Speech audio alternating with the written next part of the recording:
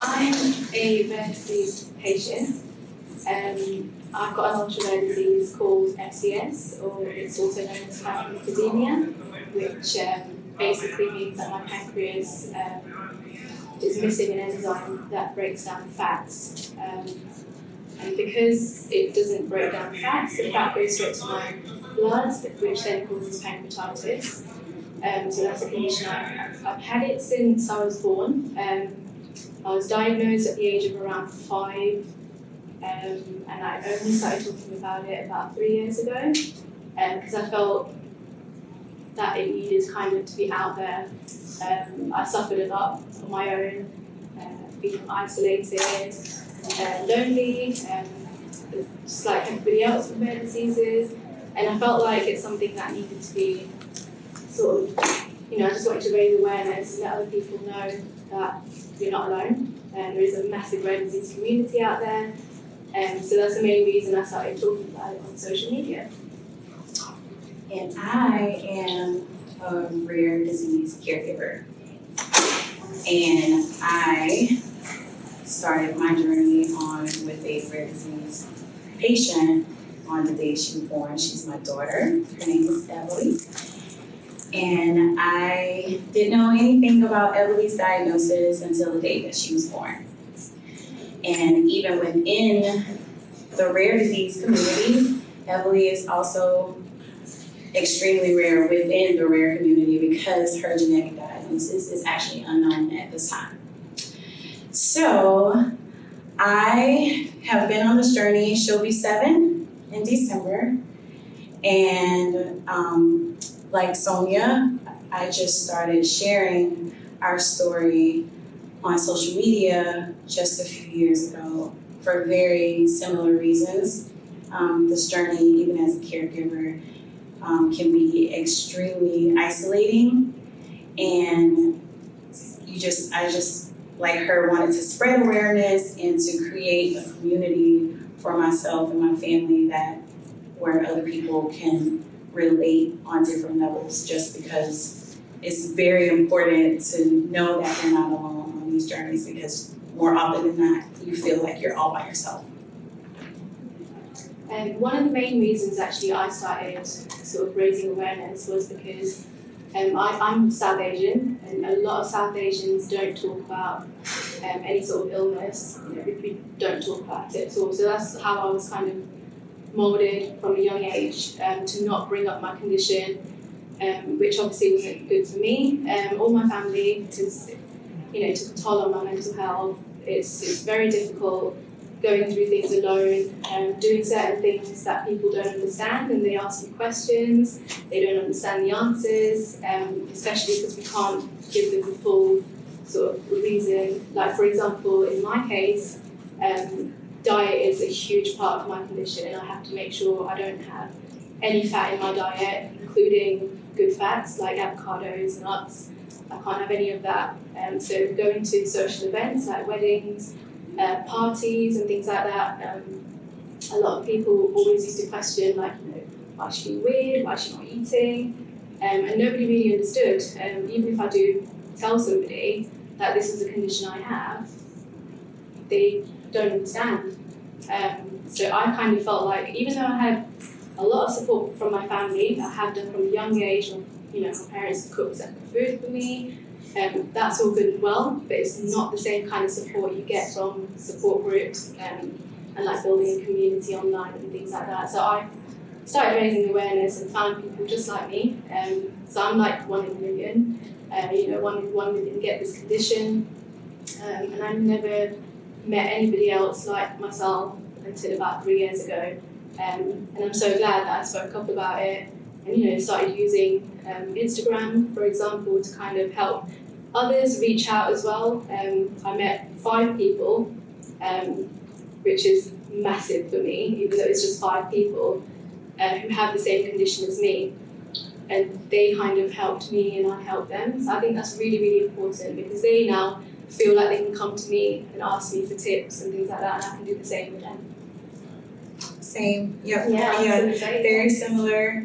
Now that I have been on this journey and the experience and the knowledge that you gain and grow as you go, you're able to be sort of a playbook for the next family, the next group of people that are going through similar situations that you are.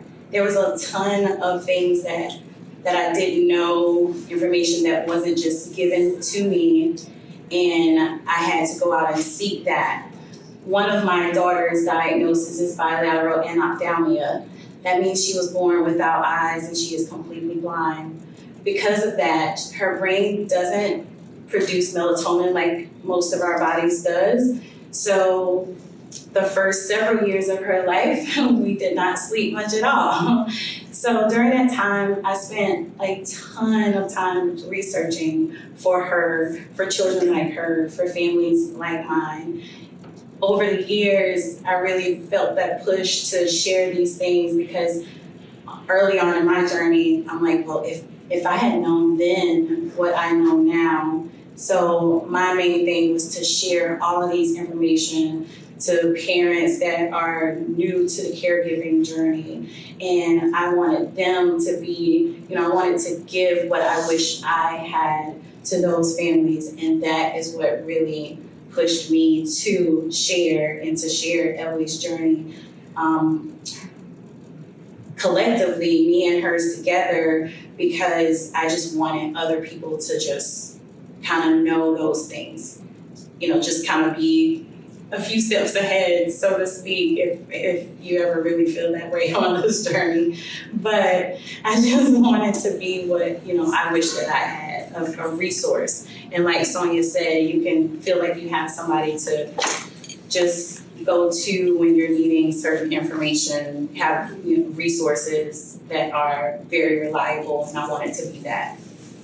Yeah, and so what I found with Instagram, storytelling through Instagram is not just about posting, that I have this condition, whatever it is. The most important thing I found was tagging relevant sort of charities, even using relevant hashtags.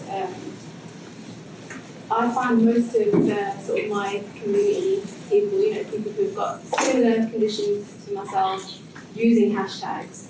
Because when you post something, and even though the person's not following you, you're using the same hashtag, so it comes up in your suggested posts. So a lot of people, even though I wasn't following them and they weren't following me, we were finding each other. So I find the hashtags are really, really important. And always use like relevant hashtags, so like the condition that Emily has, the condition I have. Even stuff like using rare disease or rare disease day, things like that, I found really helped me. There was one that I posted actually, and I was talking about certain treatments. I just used the hashtag clinical trial, which I've never used before, but I just felt like it might be relevant. And just through that, I had somebody comment on that post saying, well actually, my brother has the same condition as you and he's on this clinical trial. And then she DM'd me and then we got into a discussion. And so I'm from London, by the way, so not too far from London, that's where she was from. And she was like, there's this doctor, I think you need to talk to him because it seems like, you're not aware of this clinical trial. I think it would be perfect for you. So for me to find that just on Instagram using a hashtag was, was pretty amazing. Yeah. So, and I have similar stories with using, hashtags, especially with, rare disease, things that are within the community.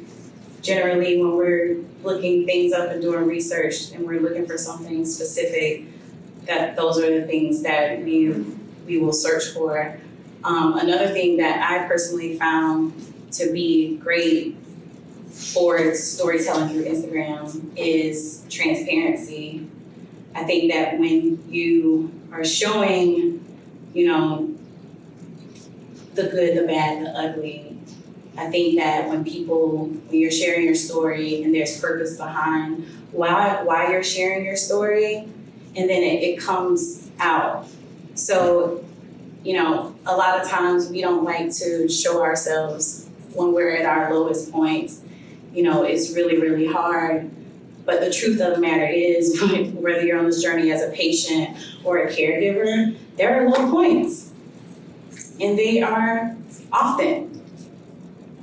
So I think that the importance of somebody seeing that and saying, yeah, they did. Yeah, it makes a difference. It makes a huge difference. And I mean, I get the same as well. A lot of people use or have used Instagram when it first kind of, you know, became a thing. Like people started using Instagram for just pictures and whatever it is, and everybody tends to glamorize everything that they put on there. You know, it's like the highlights of your life. So when you're sort of raising awareness, or you know, you want other people to see what you're going through, you need to remember to be authentic. Just like Timothy was saying, there are low points, a lot of them, you know, and you don't shy away from them because that is your reality. And you don't want people, like for example, if I saw somebody who's got the same condition as me, you know, living this amazing life and whatever, I'd feel really like, you know, like how is that possible? And it does affect your mental health a lot. Absolutely. You know, thinking that this person's like me, but not. You know, but the truth is they're going through exactly the same thing as me. They're also suffering the way I'm suffering, so I think it's important to show, like, and be real with what's going on, because that does really help, and it helps people understand. It helps families like yourself, like advocating for your daughter. It kind of helps you, I think, understand. It does. I think it helps understand. And it also helps to create allies. Yeah. Because there's so many people that said, I was never aware that this was an issue. I was completely ignorant to the importance of accessibility in certain places. I was completely, you know, ignorant to the fact that accessibility and inclusion are two different things. Like, thank you so much for educating me. By us doing this and by us sharing the stories, people who wouldn't generally know what being an ally really and truly looks like, really and truly sounds like, and how to also become advocates for the rare disease community, we have to be the ones to provide that awareness. It's important because that's what we want. We need people who see us. We don't just need people within this community fighting for us and with us. We need people outside. We need everybody. We need to normalize this as much as we possibly can. So the more we're showing this, the more we're talking about it, the more that awareness is raising, the more people's lives are changing, the more our own lives are changing, the less alone we feel on our own journeys, the more we can be connected. We can all, at the source of it, just be human beings and just create that community. Yeah, I mean, the whole thing about like being connected, having that community, you know, you're building that community. With myself, like I said, only 3 years ago I started talking about my condition. I didn't even know rare disease. I didn't even know there was a rare disease community. I didn't either. Honestly, I didn't. I was always suffering alone, battling alone. I didn't have a clue about, you know, how big the rare disease community is. I mean, I think it was last Rare Disease Day, I really sort of felt overwhelmed by what I saw, thinking, wow, there's like buildings all over the world being lit up, you know, the whole Show Your Stripes. None of it, I knew nothing, you know, and that's because I didn't talk about it. And I think it's really important to, even for families like myself, my parents, even now they read all my posts thinking that, wow, like, you know, how have we like lived so quietly, you know, you should be shouting about this, you know? And I feel like it's just, Instagram has helped me so much. I've met so many people, not necessarily with the same condition as myself, but people who can really relate to what I go through on a daily basis. And I think that's so, so important because that's the part rare disease patients and caregivers are missing. You know, the fact that they feel alone, they feel isolated, you don't know who to turn to. I mean, we were just talking earlier, even if, like, in terms of symptoms and stuff, we probably turn to each other before turning to the doctor. Absolutely. Some doctors are not always, you know, they're not specialists in any sort of rare disease. I've never met a specialist in my life. You know, I've met somebody who specialises in lipids, but not the condition I have, even though it's lipid related. And even then, I mean, I've got 2 children. I had like high risk pregnancies, all sorts of treatment throughout my pregnancies. And when I found out I was pregnant, the first thing I did was call my consultant, and he literally said to me, I don't know what I'm dealing with here. You know, the last time somebody with my condition had a baby and had a successful pregnancy was about 20 years ago. So they were like, obviously things have changed, we don't know how to deal with this. And the first thing I did was I went online and just tried to find, you know, what woman with my condition has had a child and a successful pregnancy. So that's the first thing I turned to, other people, you know, and that's why I talk a lot about what I talk about, because there's somebody out there who's exactly like me, who's looking for answers, and I'm hoping that I can provide them. Absolutely, yeah, same.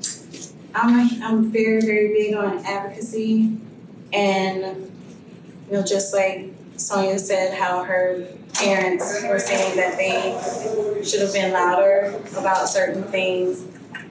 That was one of the things that I wanted to be an example for my children on what to do in these type of situations, because if we start advocacy with us and then we let our children see it, more often than not, children see what they do, what they see.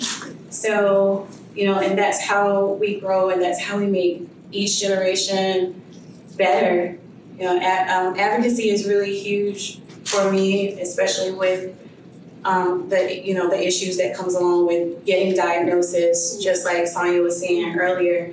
And it has made me angry, like seriously angry, at the amount of times that I've heard medical doctors say, oh yeah, well, you know, we've heard of the condition before, but because we are unlikely to actually have a patient while we practice, we don't spend time on it. So just the advocate in me just burns with anger, because I hope that people like Sonia's sharing her story and us having to rely on each other for medical advice should not be our reality. That's why I'm grateful for people like Sonia to share her story. My daughter, I just told her earlier, my daughter is nonverbal. She's given me so much insight as the patient, because I'm on the other side of it. But she was able to give me so much insight that's gonna make me a better mom, that's gonna make me a better caregiver, that's gonna make me a better advocate. Because we have to do something about these systems in place at its core. And if enough of us is screaming at the top of our lungs that this is an issue, change have to come, because that's ableism at the beginning. They don't give us a chance from the very beginning. It's almost like saying you guys weren't important enough for us to even take the time out to learn about you, because there's not enough of you that's dealing with it. Yeah. Just to also touch quickly on how I mentioned before that I am South Asian, and South Asians don't usually talk about illnesses and things like that. I think now, seeing what I do online, my parents are kind of, they want to kind of open up about it a bit more as well, because in a way they kind of regret not doing anything sooner, because it's a community you're kind of like grown up with, and you sort of live within like whatever everybody else is doing. Like, you don't talk about certain things, and that's it. You just leave it as that. For me, one of my main goals is to sort of reach out to people like myself, South Asian women with a rare disease. nobody talks about that in my community, and I don't like that, because I just know that they're exactly like me, how I was before I started speaking about it, alone, not knowing who to turn to, and I don't think it's any way to live. You must have the same. Yeah. Like, it's just, so for me, I feel like I need to open up more. Absolutely. For your community. For my community, yeah. Because representation is everything, and that's exactly what you're doing when you are opening up about sharing your story. You are giving someone else representation of themselves, and that is a gift. Us in minority communities definitely appreciate. I just think it's important to whoever you are, and no matter where you are on your journey, to be that. If you're not seeing yourself enough, and we need to be that person that's giving the representation, that's being the representation. What I found as well, and you probably found the same, have you had people come to you and asking you questions? Yeah. Things that they don't want to ask their doctor because they know their doctor's going to turn around and say. Yeah. Same with me. I mean, it's nice in a way. You've got your own community, and it's nice it's nice to be able to go to other patients or caregivers and get that support from them. But it's also, sometimes I feel like I'm educating my doctor. You are. And it shouldn't be. Yeah, it shouldn't be like that. But even that, I just feel like it's really important to just keep sharing your story and using social media platforms to do that. I've started using other platforms as well, like TikTok and things like that, because it's all the same thing. I just want to spread the message as far and wide as I possibly can, through all social media sort of platforms. Because not everybody's on Instagram. It's fine. I've got my own website, and I'm always sort of like blogging and literally letting people know the reality of living with a rare disease. And the issues that I have to face and things like that. And I think it just helps, people I get so many messages, people telling me like I'm learning so much, about what it is like to live with a rare disease. And these are people who are caregivers as well. And like yourself, we've had this conversation before as well. Like, being a caregiver is not, what I'm learning from you. Mm-hmm. Now I know what my parents had to go through when I was younger, and what my husband now has to go through as a caregiver. When I get sick, it's all on him. And for me, it helps me understand sort of like your point of view. And you're, like you mentioned, you're learning my point of view. And I think it's just really important that everybody sort of understands each role that, is that we have to sort of play. Mm-hmm. Yeah. And all of them are important, and we all they're just as important. Yeah, they are just as important. So that's why, it can be great. Sharing your story can do so much for others, but it can do so much for you too. Yeah. And because mental health, like you said earlier, it's a major thing. So, when you have somebody that you can say, okay, I'm gonna reach out to them because I know they'll get it. I just spoke with Sonia. We just had this whole thing because my daughter is now having issues with her pancreas, and I've gotten more useful information from her than I did the past few weeks, going back and forth with my daughter's doctors, because she's in it and she's living it. So even if you're like, my family, where we don't necessarily have another family that is exactly the same as far as diagnosis, because we don't have the diagnosis, but finding other families who are kind of going through it in the dark. And when I say in the dark, I'm just talking about just not knowing what's next as far as diagnoses. It's just, for them to just understand, because we're all just trying to find our way and to find answers. And also, you get opportunities like this to meet people like you guys, to meet people like Sonia.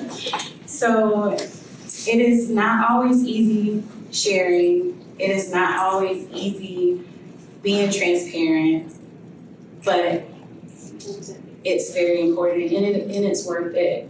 It definitely is worth it. It can also be, for me watching, my daughter, it can also be a testament of how far you've come on your journey too.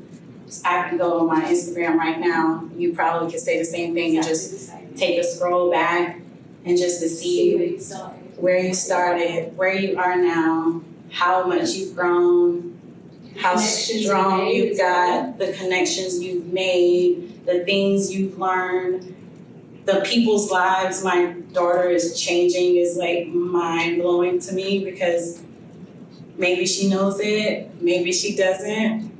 So it's just truly, it really can be, a special thing. A lot of times people use social media as something, negative. But I think that when you truly have purpose, a true purpose, a pure purpose and pure intent behind it, you will build the most beautiful community that you could ever even dream of. Yeah. I mean, social media is the way forward, and it has been for the last sort of decade. When social media didn't exist, there was no way we were going to make the connections that we've made now. I wouldn't have known more than half the things I know now. And because it's such a huge platform with Instagram, you need to make the most of it. Like everybody's on Instagram.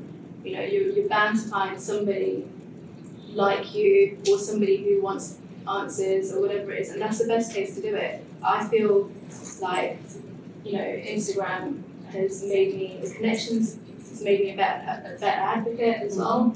I've learned so much things that I would never have known, if I wasn't on social media. Things that my doctors definitely can't give me the answers to.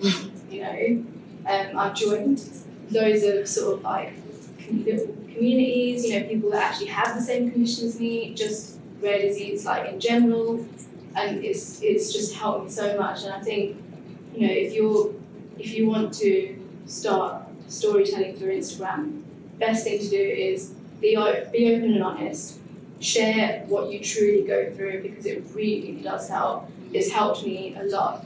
I don't want to see somebody glamorizing their life on social media, saying that, oh, I've got a rare disease, or I'm a rare disease advocate. If you are a rare disease advocate, what are you doing for your community? And this is what I want to sort of push to people as well. Like, there's so many pages that I've followed in the past, they just put on their bio what condition they have and whatever, and it's not really, there's no information, but it's like they want to storytell, but they don't know how to.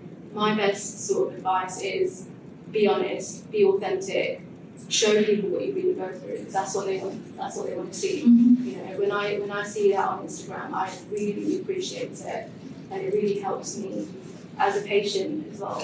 Yeah, same. Yeah, I've had a very similar experience with it. A lot of, the opportunities that comes your way, the groups and advocacy groups that I made, my own foundation that I started in honor of my daughter, the opportunities that's come with that, working within the community, with getting Braille books in our local libraries because there weren't any, just, being vocal about those things.